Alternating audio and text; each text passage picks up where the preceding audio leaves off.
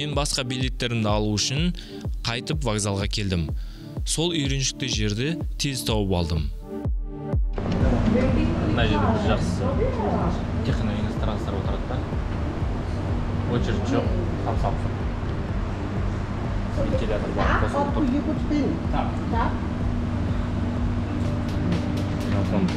Басқа еттілер де отыр.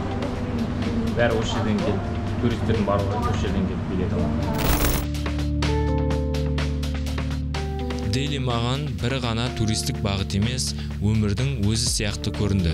Түрлі түсті, кейде ретсіз, кейде тыныш, бірақ әрқашан шынайы. Бұл сапарым менің көзқарасымды кеңейтті. Жай ғана көріп қана қоймай, сезініп, түсініп қайттым. Келесі Индия қалаларында кездескенше достар.